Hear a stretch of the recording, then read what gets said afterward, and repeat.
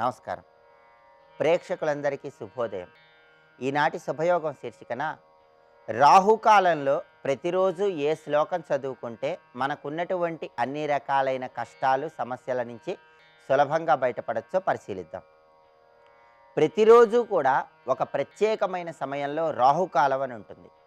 ఈ రాహుకాలం అనేది దేవతా శక్తులు విశ్రమించే సమయం. రాహుకాలంలో ఎలాంటి కామ్యకర్మలు చేయరాదు.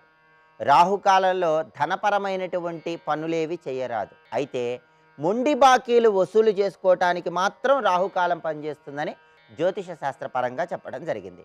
ఒక్క మొండి బాకీలు వసూలు చేసుకోవటానికి తప్ప ముఖ్యమైనటువంటి శుభ కార్యక్రమాలేవి రాహుకాలంలో నిర్వహించకూడదు. రాహుకాలంలో దుర్గాదేవి ఆరాధన విశేషమైన శుభ ఫలితాలను కలిగింపజేస్తుంది. రాహుకి అధిష్టాన దేవత దుర్గాదేవని జ్యోతిష శాస్త్రపరంగా చెప్పడం జరిగింది. కాబట్టి రాహుకాలంలో దుర్గాదేవికి సంబంధించిన శ్లోకం చదువుకుంటే నిత్య జీవితంలో ఎలాంటి సమస్యలు ఉన్నా సరే ఆ సమస్యల నుంచి సులభంగా బయటపడవచ్చు. మనకి చండీ సప్తశతి 11వ అధ్యాయంలో దుర్గాదేవికి సంబంధించి ఒక అద్భుతమైన శ్లోకం చెప్పారు. ఆ శ్లోకం ఏంటంటే, సర్వబాధ ప్రశమనం త్రైలోక్య శాఖిలేశ్వరి ఏవమేవ త్వయా కార్యం అస్మద్వైరి వినాశనం. ఇది శ్లోకం. ఇది ప్రతిరోజు రాహుకాలంలో చదువుకోవాల్సిన శ్లోకం. ఒక్కొక్క రోజు రాహుకాలం ఒక్కొక్క సమయంలో ఉంటుంది.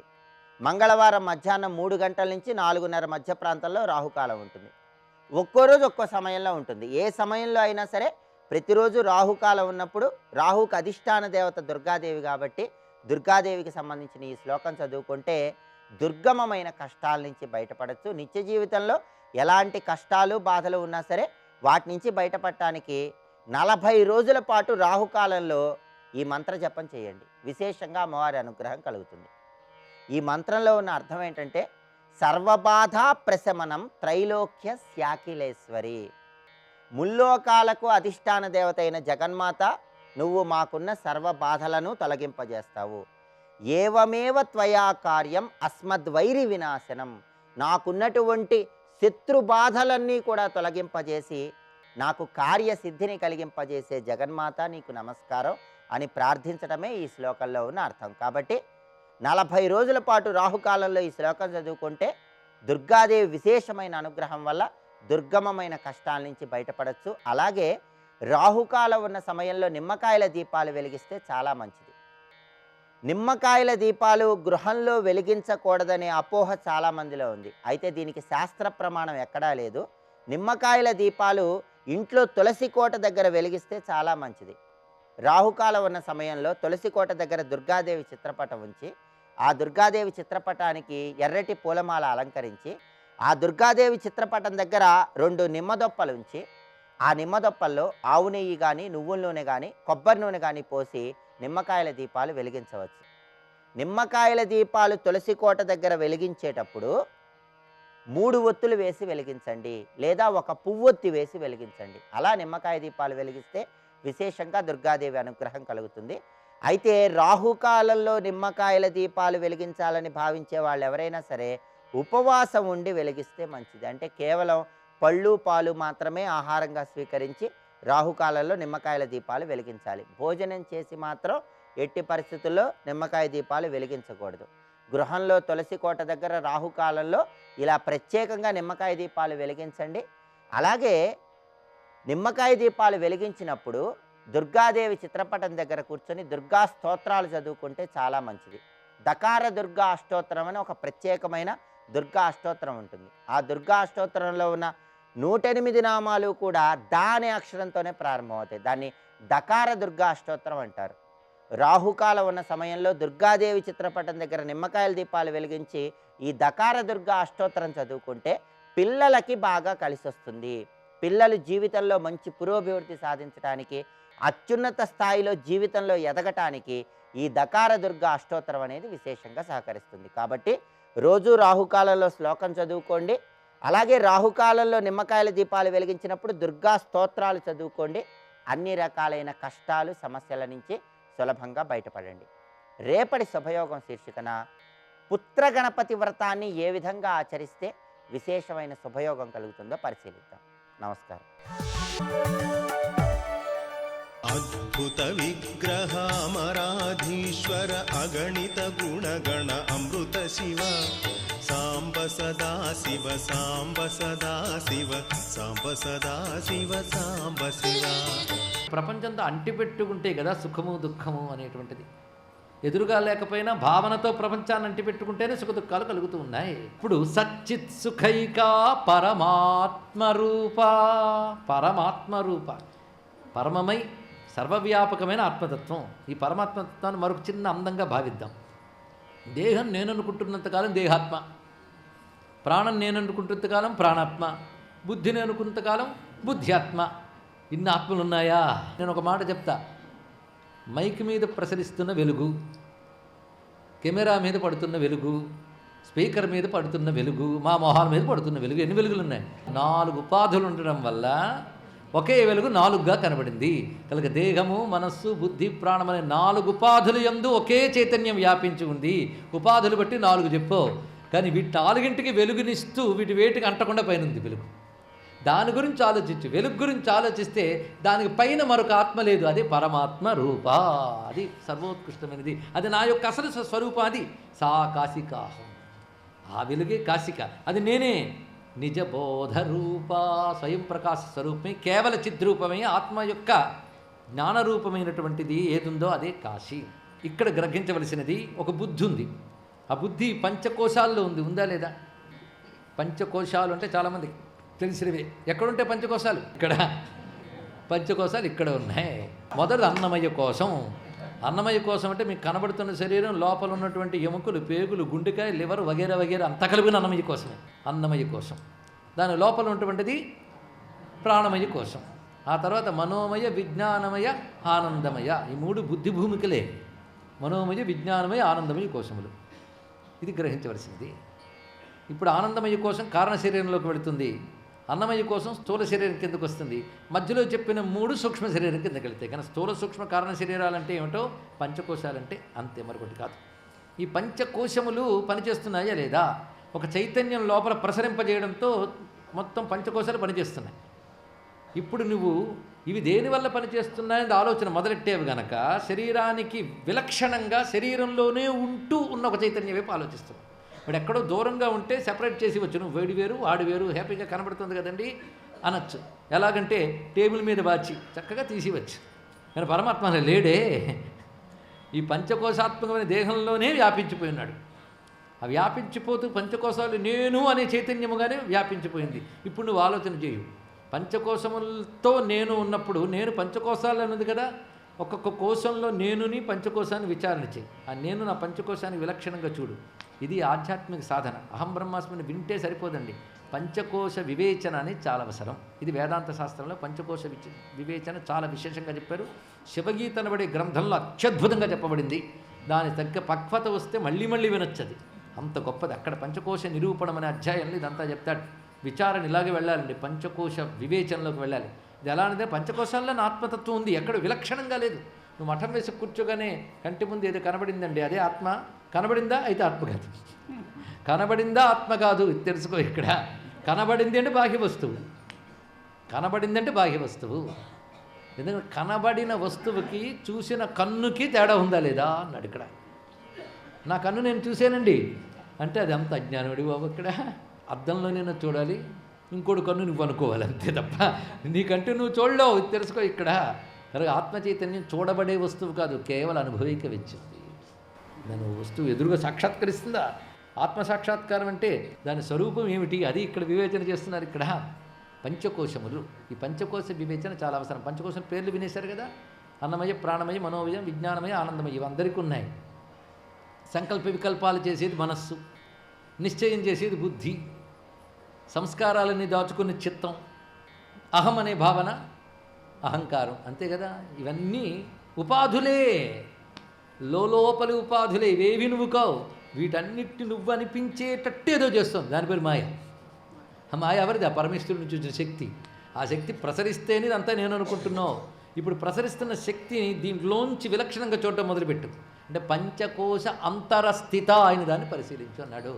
పంచకోశాంతరస్థిత గమ్యం దాని మీద పెట్టు. ఎందుకంటే పంచకోశాలు వేరు, అంతరమైన చైతన్యం వేరు. వర వేరు ఖడ్గం వేరు కదా అన్నాడు. ఒకటి మంచి ఉపమానం అండి ఇక్కడ. ఖడ్గాకారంలో వర చెక్కబడుతుంది, అందులో ఖడ్గం పెడతాం. వర వేరు ఖడ్గం వేరు అని తెలియాలి. కనుక వరలో ఖడ్గంలా పంచకోశాల్లో అంతరమైన ఒక మహాశక్తి వ్యాపిస్తుంది ఇక్కడ. అది బుద్ధి రూపంగా చైద్రూపంగా ఉన్నది. దానికి అసలు కారణం ఎవరో పరిశీలిస్తే ఈ చిత్తు ఆయనదని తెలుస్తుంది. ఆ చిత్తు ఆయనంటే పెట్టుకుందండి ఎప్పుడు కూడాను. దీపం నుంచి వచ్చిన వెలుగు గోడ మీద పడ్డప్పుడు గోడని వెలుగుని ఇంతవరకు కలిపి చూసాం. ఇప్పుడు గోడని వెలుగుని వేరు చేసి చూడు అంటే గోడ పక్కల కొడతావా, వెలుగుని బయటకు లాగుతావా? రెండు నీ వల్ల కాదు, బుద్ధిని ఉపయోగిస్తా. వివేకంతో తెలుసుకోవాలి ఇవన్నీ. వివేకంతోనే తప్ప ఆత్మతత్వాన్ని పంచకోశాల నుంచి బయటపెట్టి సింహాసనం మీద మీరు కూర్చోబెట్టలేరు. బుద్ధిని ఉపయోగించాలి. పంచకోశాల్లో ఉన్నా పంచకోశానికి విలక్షణమే. గోడ మీద వెలుగు పడుతున్నా అది గోడ కంటే వేరు, గోడకు అంటుకోదు, అంటినట్టు కనబడుతుంది. వెలుగు అసలు దేన్ని అంటుకుంది? దీపాన్ని అంటిపెట్టుకుంది వెలుగు. కనుక పంచకోశాలనే గోడల మీద పడుతున్నటువంటి నేననబడేటటువంటి బుద్ధి ఏదైతే ఉన్నదో అది దేన్ని అంటిపెట్టుకుంది? నిజానికి ఆత్మ చైతన్యాన్ని. వెలుగు అన్నప్పుడు దీపం అనాలి, చైతన్యం కూడా ఆత్మ అనాలి. దేనికే పదం వాడాలో తెలుసుకోండి ఇక్కడ. దాన్ని అంటిపెట్టుకుంది. ఇది పంచకోశ వివేకంతో నువ్వు నెమ్మదిగా తెలుసుకునే ప్రయత్నం చేయాలి. అంటే ఆ సాధన ఉపనిషత్తు కొన్ని అధ్యాయాల్లో చెప్పిందని ఒక్క శ్లోకంలో అలా దట్టించి చిచ్చుబుడ్డిలో పెట్టాడండి మహానుభావుడు శంకర భగవత్పాదుల వారు ఇక్కడ. అది గ్రహించు అన్నాడు. కోశేషు పంచస్వధిరాజమానా. ఈ పంచకోశాలలో అధిదేవతగా ఉంది ఆవిడ. సింహాసనంలో రాణి కూర్చున్నట్టు ఈ పంచకోశాలు కూర్చుని పెరిగిపోతుందండి వెలుగు. ఆ వెలుగు బుద్ధిర్భవాని, ఆవిడ భవాని అన్నాడు. పంచకోశాంతర స్థిత ఆవిడ భవాని. ఎక్కడ? ఏ పంచకోశాల్లో? ప్రతిదేహగేహం. ప్రతిదేహగేహంలో ఆయనకైతే బ్రహ్మం ఉన్నాడు. ఆయనకి అందరిలో ఉంటుంది బ్రహ్మము. ప్రతిదేహగేహం. అయితే అంత వెలుగుకి కారణమైన ఆత్మస్వరూపం ఎలాంటిదంటే సాక్షి. పంచకోశాన్ని వెలుగుస్తూ అలా ఉందిట. గోడనంతటి వెలుగుతున్న దీపం సాక్షిగా కూర్చుంటుంది. అంతేగాని ఆ గోడ మీద శివశివ అని రాశాడు ఒకడు. భలే రాసేవే అంద దీపం. ఆ శివశివ జరిపేసి ఆవిడ సినిమా పాట రాసేళ్ళాడు. ఎందుకు ఇలా రాసావు అని తిట్టదు, చూస్తూ కూర్చుంది సాక్షిగా. ఇక్కడ అది గోడ మీద వచ్చిన వికారమే, వెలుగుకి వచ్చిన వికారం కాదు. అర్థమైంది కదా? శివశివ రాసినా సినిమా పాట రాసినా ఆ వెలుగు ఏమనుకోదు. అంత వెలుగును ప్రసరింపజేసిన దీపం అంతకంటే అనుకోదు. అర్థమైందా? రెండూ దానికి అంటలేదు. కనుక పంచకోశాది వికారము లేవి వ్యాపించిన చిత్తుకు కానీ చిద్రూపమైన సత్తుకు కానీ అంటలేదు అన్నాడు ఇక్కడ. అంతకుండా సాక్షీభూతంగా దీపం చూస్తున్నట్లుగా పంచకోశాల్లో జరుగుతున్న మార్పులన్నీ సాక్షీభూతంగా చూస్తున్న ఏ ఆత్మనదో అది నేను అనుకోగలిగితే నీ శరీరాన్ని కూడా నువ్వు సాక్షిగా చూడగలిగిన ఉత్తమ భూమికి వెళ్ళిపోతావు. పైగా సాక్షి అంటే ఊరికిన విట్నెస్ కాదు, సమ్యకీక్షణం. అది లేకపోతే అసలు వీడికి చైతన్యమే లేదు. శివ రాసేవ, సినిమా పాట రాసేవ చూడాలంటే వెలుగు అనేది ఒకటి ఉండకపోతే రెండూ లేదు. చీకటి ఉందనుకోండి, శివ లేదు, సినిమా లేదు, ఏ బాధ లేదు. అప్పుడు దాన్ని జడత్వం అంటారు, తెలుసుకోండి. ఇక్కడ ఏ బాధ లేదంటే జడత్వం. వెలుగుంటూనే ఉండాలి. వెలుగుని దానికి వేరుగా చూడగలగాలి, వికారానికి లోను కాకుండా. ఎప్పుడు ఉండగలవంటే వెలుగు గోడే నేను అనుకుంటున్నంతకాలం ఇది రాసేవా అది రాసేవా అంటుంది. జ్యోతిని నేను అనుకుంటే దానికి ఏ బాధ లేదు, సాక్షిగా చూడగలుగుతుంది. కనుక పంచకోశముల్లో ప్రసరిస్తున్న నేననేటువంటి వెలుగు ఎవడిదో వాడు సాక్షి అయిన విశ్వనాథుడు. ఆ వెలుగు భవాని. అది బుద్ధిర్భవాని ప్రతిదేహగేహం సాక్షి శివ సర్వగతోంతరాత్మా. ఇక సాక్షిగా ఉన్న కేవల శుద్ధ చైతన్యం ఏదైతే ఉన్నదో అతడి శివ. ఎక్కడున్నాడు వాడు? అరే పంచకోశాలు అందరికీ ఉన్నప్పుడు పంచకోశాంతర్యామి అనే పరమాత్మ కూడా అంతటా లేడు. అందుకే సర్వగతోంతరాత్మ. ఆ పరమాత్మయే కాశిక. సా కాశిక అహం నిజబోధరూప. ఇక్కడ సా అనే మాట తచ్చబ్దానికి స్త్రీలింగం తెలియాలి. తత్ అని ఒక శబ్దం ఉంది, తెలుసు కదా సంస్కృతంలో. తత్ అంటే అది. అది అనే మాటకి స్త్రీలింగంలో సా అంటారు, పుంలింగంలో సహ అంటారు. సహసా అనేది మన వ్యవహారం కోసం చెప్పుకున్న స్త్రీ పుంలింగ శబ్దములే కానీ దాని అసలు తత్వం తత్తే. చితిస్తత్పద లక్ష్యార్థ అంటున్నామే లేదా? సర్వం శ్రీ విశ్వనాథ చరణారవిందార్పణమస్తు. స్వస్తి.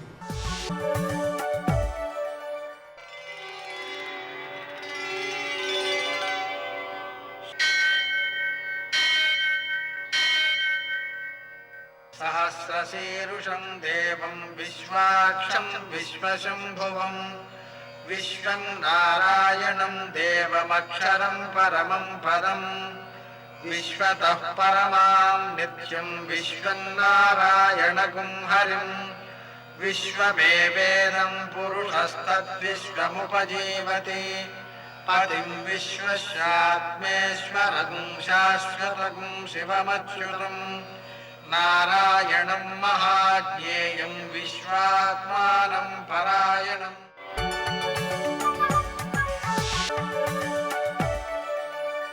सूर्यशौर्यमथेन्दुरिन्द्रपदवी सन्मङ्गलं मङ्गलम् మర్కటేశ మహోత్సాహ సర్వశోక వినాశన శత్రువును సంహర మాం రక్ష శ్రీయందాపయమే ప్రభో. నేటి కాలమాన విశేషాలను గమనిద్దాం. స్వస్తి శ్రీ చాంద్రమాన శార్వరినామ సంవత్సరం ఉత్తరాయణం శిశిర ఋతువు ఫాల్గుణ మాసం శుక్లపక్షం మంగళవారం. సూర్యోదయం 6:27 సూర్యాస్తమయం 6:22 తిథి తదియ రాత్రి 9 గంటల వరకు. నక్షత్రం అశ్విని పూర్తిగా ఉంది. వర్జం రాత్రి 3:02 నుంచి 4:49 వరకు. దుర్ముహూర్తం ఉదయం 8:50 నుంచి 9:35 వరకు. మరల రాత్రి 11:12 నుంచి 12 గంటల వరకు. అమృతకాలం రాత్రి 11:28 నుంచి 1:15 వరకు. రాహుకాలం మంగళవారం కాబట్టి మధ్యాహ్నం 3 నుంచి 4:30 వరకు. అష్టక వరకు రీత్యా శుభప్రదమైన సమయం ఉదయం 11:11 నేటి విశేషం మంగళవారం, అలాగే ప్రదోషం కూడా. మంగళవారం కాబట్టి మనం ఆంజనేయ స్వామిని పూజ చేసుకోవడం, సింధూరంతో కానీ తమలపాకులతో కానీ పూజ చేసి అప్పాలు నివేదన చేసి హనుమాన్ చాలీసా పారాయణం చేయడం ద్వారా విశేషమైనటువంటి విజయాలు సిద్ధిస్తాయి. అవి ఉద్యోగ ప్రయత్నాల్లో కావచ్చు, పరీక్షలలో కావచ్చు, పోటీలలో కావచ్చు. విజయం ఎక్కడ కావాలో అక్కడల్లా ఈ హనుమంతుని యొక్క అనుగ్రహం చాలా బాగా ఉపకరిస్తుంది. అదేవిధంగా మంగళవారం కాబట్టి రుణమోచక గణేశ స్తోత్రం, రుణమోచక అంగారక స్తోత్రం, రుణమోచక నృసింహ స్తోత్రం పారాయణ చేసుకోవడం, శ్రీ గణేశ రుణం చింది అనే మంత్రాన్ని జపం చేసుకోవడం, వీలైనంత వరకు అప్పు తీర్చడానికి ప్రయత్నం చేయడం, ఇవన్నీ కూడా తొందరగా అప్పులు తీరడానికి, విశేషించి ఆధ్యాత్మికమైన రుణాలు కూడా తొలగి మోక్షానికి ఆటంకాలు తొలగడానికి కూడా ఉపకరిస్తాయి. మరో విశేషం, ఈరోజు ప్రదోషం కూడా ఉంది కాబట్టి సాయంకాలం సూర్యాస్తమయం తర్వాత 1:12 శివారాధనలో కందులను వాడి మనం పూజ చేసినట్లయితే కుజులకు సంబంధించినటువంటి దోషాలను అధిగమించగలుగుతాం. నేటి ఆణిముత్యాలు.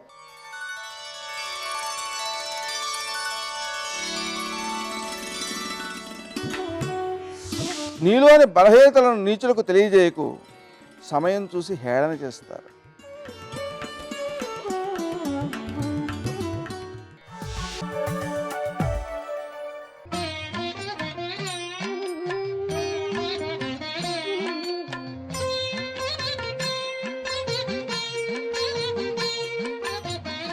ఓం నమో నారాయణాయ, ఓం నమః శివాయ, శ్రీమాత్రే నమః. ప్రతి ఇల్లాలు కోరుకునేది సౌభాగ్య లక్షణం. అందుకే గౌరీదేవిని సర్వమంగళమాంగళ్యే శివే సర్వార్థ సాధికే శరణ్యే త్ర్యంబకేం దేవి గౌరీదేవి నమోస్తుతే అని చెప్పేసి అర్చన చేస్తూ ఉంటారు అందరూ కూడా మహిళా వాళ్ళు. ఇక్కడ సౌభాగ్య సిద్ధి కోసం సువర్ణ గౌరీ వ్రతం అని చెప్పేసి మహిళలందరూ కూడా నిర్వహిస్తూ ఉండాలి.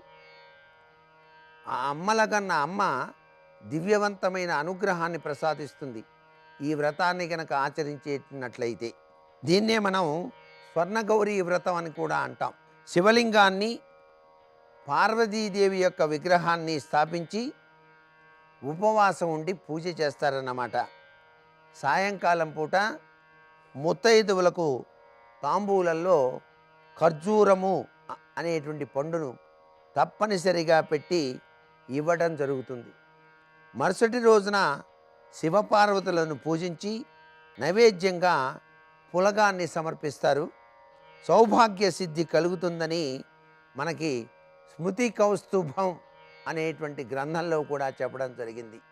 ఈ వ్రతాలు, నోములు అనేటువంటివి భారతీయ సనాతన సంస్కృతి సంప్రదాయంలో స్త్రీలకు సౌభాగ్య సిద్ధి కోసం జీవితం సుసంపన్నంగా కొనసాగటానికి ఏర్పాటు చేసినటువంటి వ్రతాల్ని మనం ఆచరించి తరించాల్సినటువంటి తరుణం ఆసన్నమైంది. కాబట్టి ప్రతి ఒక్కరూ కూడాను ఆ వ్రతాలలో దాగిన పరమార్థాన్ని అర్థం చేసుకొని ప్రతి స్త్రీ కూడాను ఆ యొక్క నోములు వ్రతాలు అనేటువంటి భారతీయ సంస్కృతిని పరిరక్షించాలి. ఈ విధంగా కనుక ఆచరించినట్లయితే ఎనలేని సుఖం, శాంతి కుటుంబంలో చేకూరుతాయి అని చెప్పేసి గ్రహించక తప్పదు. ఇంత మహోన్నతమైనటువంటి ప్రభావం కేవలం వ్రతాల యొక్క ప్రభావం వల్లే కలిగి తీరుతుంది. అందుకనే మన భారతీయ సంస్కృతిలో ప్రతి ఒక్క రోజు కూడా పరమ పవిత్రవంతమైన సుదినంగానే భావిస్తూ ఉంటాం. అందుకే నిద్ర నుంచి లేచింది మొదలు నిద్రపోయేంత వరకు కూడాను కొద్ది సమయమైనా సరే భగవంతుని ధ్యానంలో మన మనస్సుని పయనింపచేసుకోవాలి. అలా ఎవరైతే పయనింపచేస్తారో వారికి త్వరగా సకలాభీష్టములు కూడాను నెరవేరుతాయి అంటోంది భారతీయ సనాతన సంస్కృతి సంప్రదాయం. మరి వాటిని ఆచరించి తరిద్దామా? మరి సర్వే జనా సుఖినో భవంతు.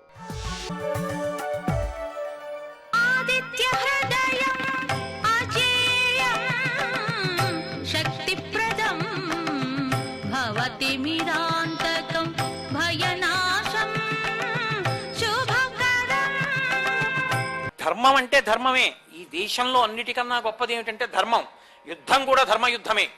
సూర్యాస్తమయం అయిపోయిందనుకోండి, ఎంతో కాలం నుంచి ఎదురు చూస్తున్నటువంటి శత్రువే చేత చిక్కిన జుట్టు పట్టుకుని ఇంకా గుండెల్లో బాకు దింపే సమయానికి సూర్యాస్తమయం అయితే వదిలిపెట్టేయడమే. అంత ధర్మయుద్ధం. అందుకే ఈ దేశంలో జరిగిన యుద్ధాలకే ధర్మయుద్ధాలని పేరు. అంత ధర్మంతో చేశారు తప్ప యుద్ధంలో కూడా ధర్మాన్ని విడిచిపెట్టి యుద్ధం చేయలేదు. అయిపోతోంది సూర్యాస్తమయం. సూర్యుడు ఒరిగిపోయాడా పశ్చిమాద్రికి, అయిపోయింది, కాలం అయిపోయింది. అర్జునుడి దగ్గర గాంధీవమే ఉండొచ్చు, పాశుపతాస్త్రమే ఉండొచ్చు, ఎన్ని అస్త్రాలున్నా నిరర్థకం. ఇంకా అర్జునుడు శరీరం విడిచిపెట్టాలి. అర్జునుడు శరీరం విడిచిపెట్టిన క్షణంలో మిగిలిన పాండవులు ఉండి లేనట్టి వారే. ఇంత ప్రమాదకరమైనటువంటి సమయం ఆసన్నమైపోయింది. సూర్యుడు పోని పక్షపాత బుద్ధితో మరికొంతసేపు ఉండొచ్చు ఆకాశంలో? ఆయన అలా ఉండడు. ఆయన అలా ఏదో తనవారని పక్షపాతాలు అలా ఉండడాలు అలా ఉండే అవకాశం లేదు.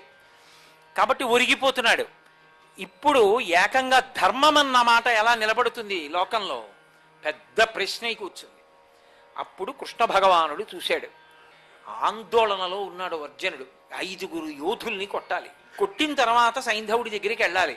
మళ్ళీ సైంధవుడితో యుద్ధం జరగాలి. అప్పుడు ఆయన తల కొట్టాలి. అయిపోతుంది సూర్యాస్తమయం.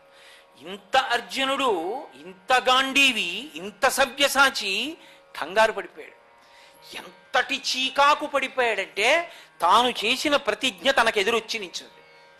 అటువంటి సందర్భంలో కృష్ణ భగవానుడు అన్నాడు వెనక నుంచి, తగన్ చలము పెనగా చనదిక. మహానుభావుడైనటువంటి ఆ సూర్యుడున్నాడే ఇనుడు పశ్చిమ ధరాధరంబు చెరబోయి కావున నేనొక ఉపాయంబు నేడు కల్పించద దానచేత కాని దాయవడడు అన్నాడు. ఓ అర్జున, తొందరపడకు. ఇక ఇప్పుడు నువ్వు ఇలాగే యుద్ధం చేస్తూనే సైంధవుణ్ణి చంపుతానంటే అవదు, చంపలేవు. ఎందుకో తెలుసా? నీ శక్తి లేక కాదు, సమయం లేదు. అయిపోయింది. ఇనుడు పశ్చిమాద్యుడిని చేరిపోతున్నాడు. ఒరిగిపోయాడా? అయిపోయింది, అంతే. సూర్యాస్తమయం. సూర్యాస్తమయం అయిందా? ఇక నువ్వు బాణం వేయకూడదు. అయిపోయింది, సైంధవుడు గెలిచేశాడు అని. ఇప్పుడు నేను ఒక చిన్న ఉపాయాన్ని తయారు చేస్తాను అని ఆయనే, ఈయన కదూ భగవానుడు, ఒక మాయాతిమిరాన్ని సృష్టించాడు మహానుభావుడు.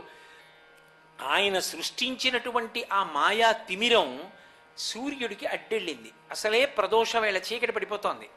నల్లటి మబ్బులు సూర్యుడిని కప్పగానే చీకటిగా అయిపోయింది. అయిపోగానే ఎవడో అన్నాడు, అయిపోయిందిరా సూర్యాస్తమయం, మనం గెలిచేసామన్నాడు. అనగానే అమ్మయ్యా సూర్యాస్తమయం అయిపోయింది, పశ్చిమ దిక్కుకి సూర్యుడు ఉరిగిపోయాడు. ఉరిగిపోయాడా లేదా ఈయనకి ఎందుకు, పక్క వాళ్ళు చెప్పరు. సంతోషంతో గబగబా వాహనం మీదకెక్కి మెడ నిక్కించి చూస్తున్నాడు ఇలాగా పశ్చిమ దిక్కు వంక. కొద్ది క్షణాల కాలం ఉంది, తిమిరం తొలగించాడు కృష్ణుడు. మళ్ళీ సూర్య ప్రకాశం కనపడింది. అడిగో సైంధవుడి తల కొట్టే బాణం వేసి అన్నాడు. ఎదురుగుండా నిక్కించి కనపడుతున్నాడు కదూ, తగినంత శ్రద్ధతో లేడు, అటు దిక్కు చూస్తున్నాడు. ఇటు తిరిగే లోపల అర్జునుడు బాణం వేసి కొట్టాడు, తెగిపోయిన తల. సైంధవుడి తల తెగి కింద పడుతోంది. కృష్ణుడు అన్నాడు ఆ తల కింద పడడానికి వీల్లేదు, దాన్ని అలా బంతులాడు కాసేపు ఆకాశంలో అన్నాడు. మళ్ళీ ఎందుకని వృద్ధక్షత్రుడి శాపం ఉంది, ఆ తలకాని కింద పడిపోయింది అనుకోండి, అర్జునుడి తల నూరు రక్కలైపోతుంది, అది కింద పడకూడదు. అందుకని బాణాలతో బంతులాడు ఆకాశంలో అన్నాడు. ఎలా అంతసేపు బంతులు ఎలా ఆడతాను? ఒక పక్క బాణం వేసి బంతులాడుతూ ఒక పక్క యోధులతో యుద్ధం చేస్తున్నాడు. వీళ్ళని నిగ్రహించాలి, ఆ బంతికి ఆ తల కింద పడకూడదు. ఏకకాలంలో రెండిటితో ఆడుతున్నాడు. వెనక్కి తిరిగి అడిగాడు, బావా ఎంతసేపు ఆడను ఈ తలతో ఇలా ఆట? ఆయన అన్నాడు, ఇప్పుడు నిన్ను రక్షించగలిగింది పాశుపతాస్త్రం ఒక్కటే. పాశుపతాస్త్రాన్ని తీసి అభిమంత్రించి విడిచిపెట్ట తల మీద. ఎక్కడో వృద్ధక్షత్రుడు ఆ శమంతక పంచకం దగ్గర తపస్సు చేస్తున్నాడు. ఈ తల వెళ్ళి ఆయన ఒళ్ళో పడాలని సంకల్పం చేసి కొట్టన్నాడు. పాశుపతాస్త్రాన్ని విడిచిపెట్టాడు. దాని దివ్య ప్రభావం చేత ఈ తల వెళ్ళి సైంధవుని యొక్క తండ్రి అయిన వృద్ధక్షత్రుని యొక్క ఒళ్ళో పడింది. ఒళ్ళో పడగానే ఆయన మంచి ధ్యానంలో ఉన్నాడు. ఒళ్ళో ఏదో పడిందని చూశాడు. నెత్తుటి ముద్ద బాణాలతో బంతులు ఆడాడు కదూ, చీ తల అని ఇలా అన్నాడు. కింద పడిపోయింది. ఎవరు తల కింద పడేశాడో వాడి తల నూరు వక్కలవుతుంది, తండ్రి తల నూరు వక్కలైపోయింది. ఆ విధంగా తండ్రి కొడుకు కూడా శరీరం విడిచిపెట్టేశారు. సూర్యాస్తమయం అనేటటువంటిది కొద్ది క్షణాలు ఉండగా మాయాతిమిరాన్ని వేసి సైంధవుడి యొక్క తల తెగడానికి కృష్ణుడు కారణం కాకపోయి ఉంటే ఆయన ఎంత ధర్మమునందు నిలబడతాడో, ధర్మమును రక్షించడానికి మాయా తిమిరం చాటుకు వెళ్ళి మళ్ళీ అర్జునుడికి అవకాశం కల్పించాడు. మీరు ఇందులో ఒకటి గుర్తుపెట్టుకోవాలి, పక్షపాతం కాదది, ధర్మమును నిలబెట్టడం. ధర్మం అన్నది పోయిందనుకోండి, అసలు ఆ రోజున మాయాతిమిరం వేస్తే మాత్రం నేనెందుకు లొంగాలి అన్నాడనుకోండి సూర్యుడు, అలా అన్న ఉత్తర క్షణంలో ఇంకా లోకంలో ధర్మం ఎందుకు నిలబడుతుంది? అసలు ఎవరి మానాన వాళ్ళు ధార్మికంగా ఎందుకుంటారు? అలా ఉండనప్పుడు బలహీనుడు అన్నవాడు ఎలా బ్రతుకుతాడు లోకంలో? ధర్మము నిలబడాలి. ధర్మము నిలబడాలి అంటే కృష్ణ భగవానుడు మాయాతిమిరాన్ని సృష్టించి మహాభారతంలో అర్జునుడు బ్రతకడానికి కారణమయ్యాడు కాబట్టి సైంధవుడి తల తెగింది కాబట్టి కౌరవులు మళ్ళీ నిస్సత్తువకి లోనైపోయారు కాబట్టి మళ్ళీ ఉత్సాహాన్ని పుంజుకుని పాండవులు నడవగలిగారు. సూర్యుని యొక్క గమనము, ఆ సూర్యాస్తమయ సూర్యోదయాలనేటటువంటివి అంత కీలకమైనటువంటి పాత్ర పోషించే. ఆయన అంతటి మహానుభావుడైన సూర్యనారాయణమూర్తి ఆయనని కూడా నిన్ను శపిస్తానేమనుకుంటున్నావో అని ఇలా వేలు చూపించి లొంగదీసినటువంటి ఉపాసకులు ఉన్నారు ఈ లోకంలో. ఇదే భూమి మీద ఎంతటి మహాత్ములు జన్మించారంటే, ఇంతటి ధర్మమూర్తి, అంతటి తేజోమూర్తి, హరిహర బ్రహ్మ మహానుభావంబులొక్కటింకాక గరిగిన గట్టి అటువంటి వాణ్ణి ఇలా వేలు చూపించి, నువ్వు కాని నాకు వశవర్తివి కాకపోతే, నీ చెప్పిన మాట వినకపోతే నా ఉపాసన చేత నీ ఉపాసన విధానాన్ని నశింపచేస్తానేమనుకుంటున్నావో అన్నంత ఉపాసకులు ఈ లోకంలో పుట్టారు. భాస్కర రాయల వారిని మహానుభావుడు లలితా సహస్రనామ స్తోత్రానికి వ్యాఖ్యానం చేశారు. ఆయన ఎంత గొప్ప వ్యాఖ్యానం అంటే అదేం మామూలు భాష్యం కాదది. భాస్కర రాయల వారు లలితా సహస్రానికి అంతటికీ వ్యాఖ్యానం వ్రాసిన తర్వాత కాశీపట్టణానికి వెళ్ళారు. కాశీపట్టణానికి వెడితే అక్కడ గంగ తీరంలో ఉన్నటువంటి బ్రాహ్మణులందరూ వచ్చి ఆయన్ని అడిగారు, అయ్యా మీరు మహాచతుషష్ఠి యోగిని గణసేవిత అని ఒక నామానికి వ్యాఖ్యానం చేశారు. 64 కోట్ల మంది యోగినీ దేవతలు లలితాపరాభట్టారికను ఆరాధన చేస్తాయని మీరు భాష్యం చేశారు కదా, 64 కోట్ల మంది యోగినుల పేర్లు చెప్పండి, వాళ్ళ చరిత్ర చెప్పండి అని అడిగారు. అడిగితే ఆయన నవ్వి అన్నారు భాస్కరరాయల వారు, ఇవాళ సాయంకాలం మీరు గంగ స్నానం చేసి సంధ్యావందనం చేసుకొచ్చి గంగ తీరంలో కూర్చోండి, 64 కోట్ల మంది పేర్లు చెప్తాను చరిత్ర అన్నారు. ఆయన అమ్మవారికి నమస్కారం చేశారు. అమ్మా పెద్ద పరీక్ష, బ్రాహ్మణులు నన్ను ఇలా అడిగారు, తల్లి నువ్వే గట్టెక్కించాలన్నారు. భక్తుడికి రక్షణ ఏమిటండి? భక్తి ధర్మమే. కాబట్టి ఆయన ధర్మాన్ని నమ్ముకుని నమస్కారం చేసి కూర్చున్నారు. ప్రదోష వేళయింది, సంధ్యావందనం చేసుకుని వచ్చారు. బ్రాహ్మణులందరూ గంగా తీరంలో కూర్చున్నారు. కూర్చుని ఉంటే 64 కోట్ల మంది యోగినీ దేవతలకు సంబంధించిన చరిత్ర భాస్కర రాయల వారు చెప్పడం కాదు, 64 కోట్ల మంది యోగినీ దేవతలు కాశీపట్టణంలో ఆకాశంలో నిలబడి ఎవరి చరిత్ర వాళ్ళకి చెప్తున్నారు. ఆ బ్రాహ్మణులందరికీ వాళ్ళు తెల్లబోయి ఒళ్ళు గగురు పుడిచింది వాళ్ళకి. గగురు పొడిచి పరిగెత్తుకుంటూ ఆ కుంకుమానంద స్వామి వారి దగ్గరికి వెళ్ళారు. అయ్యా ఇదేమి విచిత్రం అండి, ఆయన చెప్తారనుకున్నాం, భాస్కర రాయల వారు ఏకంగా 64 కోట్ల మంది యోగినులు వచ్చి ఆకాశంలో నిలబడి చరిత్ర చెప్తున్నారు అంటే ఆయన అన్నారు, మీరు ఏదో తొందరపడి భాస్కర రాయల వారంటే సామాన్యుడు అనుకుని ఆయనని విమర్శించచ్చు, తేలికగా మాట్లాడచ్చు అనుకున్నారు. ఆయన ఎవరో చూడండని కళ్ళు తుడిచారు ఆ వచ్చిన బ్రాహ్మణులకు. వాళ్ళు కళ్ళు విప్పి చూసేసరికి మహానుభావుడికి భాస్కర రాయల వారి యొక్క కుడి భుజం మీద లలితాపరాభట్టారిక, ఎడం భుజం మీద శ్యామలాదేవి కూర్చుని, ఆయన ఉపాసకుడు కూర్చుని దర్శనమిచ్చారు. సర్వం శ్రీ ఉమామహేశ్వర పరబ్రహ్మార్పణమస్తు. స్వస్తి.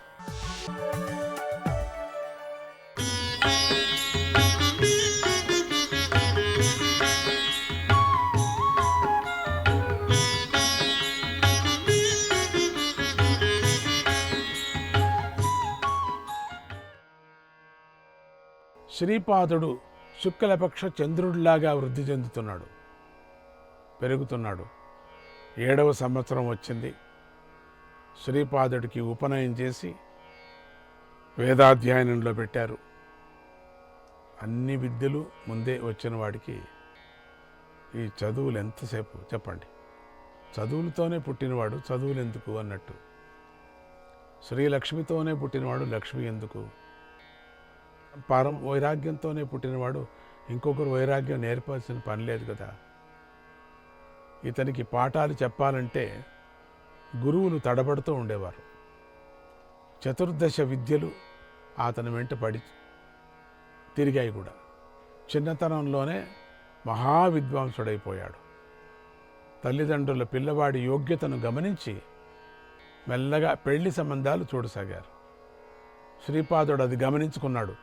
అమ్మా, నాన్న, మీరు ప్రయత్నాలు చేయకండి. నాకు ఈ భూమి మీద ఉన్న స్త్రీలందరూ నాకు తల్లులే. నేను అలా భావిస్తున్నాను. నేను యోగినై, తపస్వినై, ఉత్తమ మార్గంలో నడవాలని అనుకుంటున్నాను. అదే నా మనస్సులోని కోరిక. నా వల్ల మీరు కూడా ధన్యులవుతారు. నన్ను ఈ విషయంలో అడ్డుకోకండి అన్నాడు. తల్లి ఎంతో బాధపడుతూ దత్తస్వామి మాటలను ఒక్కసారి గుర్తుకు తెచ్చుకుంది. ఆ రోజు యతీశ్వరుడు భిక్షకు వచ్చినప్పుడు చెప్పిన మాటలు జ్ఞాపకం వచ్చాయి. అది జ్ఞాపకం రాకపోతే కష్టం కదా. పిల్లవాడికి ఎదురు చెబితే వెళ్ళిపోతాడనేటువంటి భయంతో ఇలా అంది, నాయనా, నీ మీదే ఎన్నో ఆశలు మేము పెట్టుకున్నాం. మమ్మల్ని చూడు, మా శరీరం ఎప్పుడు రాలిపోతుందో మాకు తెలియదు, మేము ఎప్పుడు వెళ్ళిపోతామో తెలియదు. మా సంగతి వదిలే. మీ అన్నలను చూస్తే కుంటివాడు, గుడ్డివాడు. ఇలా ఉన్న మాకు దిక్కెవరు? నువ్వే కదా దిక్కు. చేతులు కాళ్ళు విద్యావంతుడు. నీవు యోగివై వెళ్ళిపోతే మాకు ఆధారం ఎవరయ్యా? మమ్మల్ని నడి సముద్రంలో ముంచేసి వెళ్ళిపోతావా అని బాధపడింది. శ్రీపాదుడు తల్లి మాటలు వింటూ చిరునవ్వులు చిందిస్తూ అన్నల వంక చూశాడు ఒక్కపారి. గుడ్డివాడిగా ఉన్నటువంటి అన్నయ్య ఒక్కసారిగా కళ్ళు నలుపుకుంటూ, అమ్మా, నాన్న, నాకు కళ్ళు కనపడుతున్నాయి అన్నాడు. ఈసారి శ్రీపాదుడు కుంటి అన్నయ్యకు వైపు చూశాడు. తక్షణమే కుంటి కాలు సరిగిపోయింది. వాడు ఒక్కసారి కాలు విదిలించి ఆనందంగా అటు ఇటు పరుగులు తీశాడు. శ్రీపాదుడు అలా అన్నల కుంటితనము, గుడ్డితనము పోగొట్టేసరికి తల్లిదండ్రుల ఆశ్చర్యానందాలకు అవధులు లేవు. అన్నలు తమ్ముణ్ణి చూసేసరికి తక్షణమే వారు పండితులై కూడా పోయారు. అంత పెద్ద పండితులయ్యారు. దాన్ని దృష్టిపాతం అంటారు. దృష్టిపాతము, స్పర్శపాతము, వాక్పాతము, ఇవన్నీ కూడా ఉన్నాయి. వాక్పాతము మాటతో పాతం చేయటం, దృష్టిపాతము చూడటంతోనే, సద్గురువు చూడటంతోనే వాళ్ళకి అంటే యోగ్యత పొందాలి. వాళ్ళు కూడా సత్పాత్రులై ఉండాలి. ఆ సత్పాత్రులకే ఇచ్చేటువంటిది. తర్వాత స్పర్శ, ఆ పాతము ఎప్పుడు స్పర్శ చేస్తూనే కొంతమందికి దివ్యజ్ఞానం కలుగుతుంది. కేవలం చూస్తూ ఉండగానే వాళ్ళు కేవలం దృష్టిపాతంతోనే పండితులైపోయారు.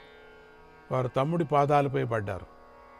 శ్రీపాదుడు తల్లిదండ్రులతో, అమ్మా, నాన్న, అన్నలిద్దరూ పండితులయ్యారు కదా, వారి వంశం కూడా ధర్మాన్ని ఆచరించే వంశంగా తయారవుతుంది కదా, మీకు ఇక భయం లేదు, నాకు సెలవు ఇప్పించండి అన్నాడు.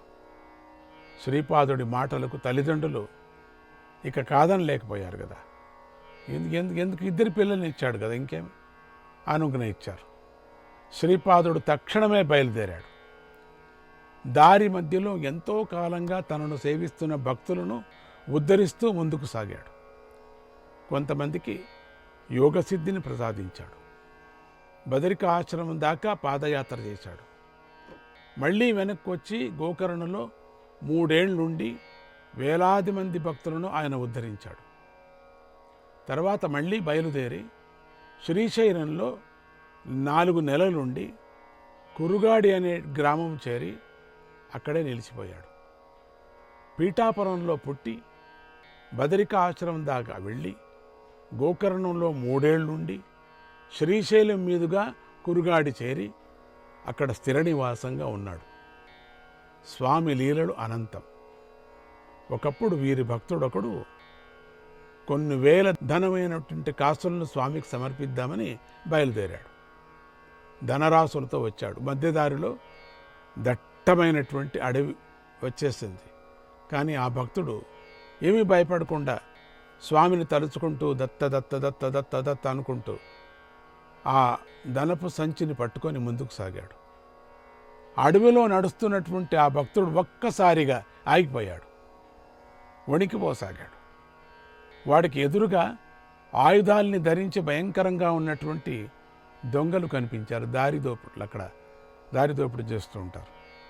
వాళ్ళు ఆ భక్తుడి మీదకు పడి ఆ సంచిని లాక్కుంటుంటే అతడు వారించాడు, అయ్యలారా, ఇది దేవుడి సొమ్ము, ఇది నా గురువు గారికి స్వామికి సమర్పించడానికి తీసుకువెళుతున్నాను, దయచేసి నన్ను విడిచిపెట్టండి అన్నాడు. దొంగలకు కోపంతో, ఎవరి సొమ్ము అయితే మాకేంటి, దొంగల మాట అదే కదా, మాకు కావలసింది ధనం అంతే అంటూ కర్రలతో ఆ భక్తుడి తల బద్దలుగొట్టి ధనం సంచి లాక్కొని పారిపోయారు. తక్షణమే స్వామి శూలం పట్టుకొని భీకరాకారంతో ఆ దొంగల ముందు ప్రత్యక్షమయ్యాడు. వారందరినీ సంహరించాడు దత్తస్వామి. భస్మాన్ని చల్లి భక్తుడిని బ్రతికించాడు. మరొకసారి ఒక భక్తుడు స్వామిని ఎంతో భక్తిగా సేవిస్తున్నాడు. కానీ లోపల తన దారిద్ర్యాన్ని గురించి బాధపడుతున్నాడు. స్వామి వాడికి మహారాజు అవుతావులే అని వరమిచ్చారు. అప్పుడు వాడు స్వామి సాంగత్యం పోతుందని, ఎందుకంటే మహారాజు అయిపోయిన తర్వాత స్వామి సాంగత్యం పొందదు, అది పోతుంది, కాస్త ఉండినటువంటిది పోతుంది అని బాధపడసాగాడు. అప్పుడు స్వామి వాడికి ఆ మహారాజత్వం వచ్చే జన్మలో వచ్చేటట్లు, అప్పుడు కూడా తాను వేరే అవతారం ఎత్తి దర్శనమిచ్చేటట్లు అనుగ్రహించాడు. రాజు జన్మ ఇస్తానన్నా భక్తుడు వద్దన్నాడు. ఎందుకంటే మీ సంఘం పోతుంది, నాకొద్దు, అటువంటి అనుగ్రహం నాకొద్దు, నన్ను చేయొద్దండి. ఇది దత్తాత్రేయుడు దగ్గర ఉండే పింగళనాగుడు కూడా ఓపారి చెప్తాడు అదే మాటలు. పింగళనాగుడు అంటాడు ఒకరోజు దత్తావతారంలో, అందరికీ దివ్యజ్ఞానాన్ని ఇస్తున్నారు స్వామి, అందరూ వెళుతున్నారు పోతున్నారు, నేను ఊరికే ఉన్నా, నేను శంకర భగవత్పాదుల దగ్గర అదే మాదిరవుతుంది, నాకెప్పుడు జ్ఞానం వస్తుందంటే కావచ్చు, నువ్వు కళ్ళు మూసుకో వస్తుందన్నారు. అన్ని యాత్రలు అన్ని చోట్లను చూపించాడు. ఇక పూర్ణమైనటువంటి వైరాగ్యము శంకర భగవత్పాదుల దగ్గర ఉండే శిష్యుడికి వచ్చినట్టుగా పింగళనాగుడు కూడా వచ్చేసింది. అప్పుడు సడన్గా కళ్ళు తెరిచి, నాకు ఈ దివ్యజ్ఞానం వద్దు, చాలు నాకు, ఎందుకంటే నాకు దివ్యజ్ఞానం వస్తే నేను లేచిపోతాను, నేను పోయిన తర్వాత మీ దగ్గర ఎవరు సేవకు లేరు, అందుకని మీ సేవ చేసుకొని పడి ఉంటాను, నాకు అదే దివ్యజ్ఞానం. ఎటువంటి కథలంతా మనం చాలా చెప్పుకున్నాం. స్వామి లీల ఎన్నో ఉన్నాయి, వాటన్నిటి చెప్పటం సాధ్యం కాదు కదా, అందుకే మొదటే మీకు చెప్పాను, లీలలు దండిగున్నాయి. ఒక రోజున శ్రీపాదవల్లభ స్వామి కృష్ణా తీరం దగ్గర ఉన్నారు. ఆ సమయంలో ఒక వృద్ధాంగన ఒక యువకుడిని అక్కడికి తీసుకొచ్చి ఏడుస్తూ, నదిలోకి దిగుతున్నారు. అంతలో స్వామి దృష్టి వారిపై పడింది. ఇంకేముంది, వారు కూడా స్వామిని చూశారు. ఒక్క క్షణం ఆగి దగ్గరికి వచ్చి నమస్కారం చేశారు. స్వామి, మీరు మహాత్ములు, దైవస్వరూపులు. ఆత్మహత్య చేసుకోవటం మహాపాపమని మాకు తెలుసు. తెలిసి కూడా ఈ పాపం చేస్తున్నాం. మాకు వేరే గతి లేదు కనుక మమ్మల్ని రక్షించండి అని వృద్ధురాలు స్వామిని వేడుకుంది. మనం పడిపోతున్నాం నదిలోంది. అప్పుడు శ్రీపాదవల్లభ స్వామి చిరునవ్వు నవ్వుతూ, ఆత్మహత్య చేసుకుంటున్నారా? మీకు ఈ స్థితి ఎందుకు వచ్చిందో చెప్పండి అన్నాడు. అప్పుడు వృద్ధాంగన తన గోడును ఇలా చెప్పసాగింది. స్వామి, నా భర్త గొప్ప విద్వాంసుడు. వీడు నా కొడుకు. లేక పుట్టాడు. కానీ వీడు శుద్ధ మొద్దు, ఒక్క అక్షరం ముక్క కూడా పలకలేదు. ఆ దిగులుతోనే నా భర్త కూడా మరణించాడు. నేను ఊళ్ళో ముష్టి ఎత్తుకొని వీడికి కూడా కాస్త పెడుతున్నాను. ఊళ్ళో వారు వీడిని నానా తిట్లు తిడుతున్నారు. మేము దుఃఖం భరించలేక ఆత్మహత్య చేసుకోవాలనుకున్నాం. మమ్మల్ని రక్షించండి. స్వామి, కొడుకంటే మీలాంటి కొడుకు పుట్టాలి, అంతేగాని మొద్దులాగా ఉన్నటువంటి పాడు సంతానం ఎందుకు? నాకు వచ్చే జన్మలోనైనా నీలాంటి కొడుకును అనుగ్రహించు, మరణించటానికి అనుమతి ఇవ్వు అన్నది. శ్రీపాదవల్ల స్వామి నవ్వుతూ, అంత కంగారెందుకమ్మా, శనిప్రదోష శివారాధన వ్రతమని ఒక వ్రతం ఉంది. శనిప్రదోషం, ఆ వ్రతం ఎంతో గొప్పది. యశోదమ్మ ఆ వ్రతాన్ని ఆచరించింది, కృష్ణుణ్ణి కన్నది. కనుక నువ్వు ఆ వ్రతం ఆచరించు, నాలాంటి కొడుకునే నీకు పుడతాడు అని ఆ వ్రత విధానాన్ని ఉపదేశించాడు. స్వామి భవిష్యత్తును సూచిస్తూ అక్కడ చెప్తున్నాడు. ఆ సంగతి ఆవిడకు కూడా గ్రహించింది. కానీ ఆవిడకు దుఃఖం ఆగలేదు. స్వామి ఆమె మనసులో ఉన్నటువంటి భావాన్ని అంతా గమనించింది. ముద్దబ్బాయి, మతిలేనివాడు, శిరస్సు మీద తన హస్తాన్ని ఉంచాడు. హస్తామస్తకం అంటే దృష్టిపాతము. వాడికి తక్షణమే సమస్త విద్యలు వచ్చేశాయి. వాడు ధారగా 4 వేద మంత్రాలను ముక్కు తిప్పకుండా పలికేస్తూ స్వామిని స్తోత్రం చేశాడు. వాళ్ళిద్దరూ స్వామి పాదాలపై వ్రాలారు. స్వామే వారిద్దరినీ పైకి లేపి దీవించాడు. ఆమెతో శనిప్రదోష పూజ మరువద్దని చెప్పేసి పంపించాడు. శనిప్రదోష పూజ. ఇలా శ్రీపాదవల్లభ స్వామి చేస్తున్నటువంటి అపార మహిమలను చూసి జనులంతా ఆయనను సాక్షాత్తు శ్రీహరి అని, శ్రీపాదవల్లభుడిని దత్త అని గ్రహించి ఆయనను శ్రీవల్లభుడు అని పిలవసాగారు. అటువంటి దత్త దర్శనం వింటున్నారు మీరు అవతార విశేషాన్ని. జై గురుదత్త, శ్రీ గురుదత్త.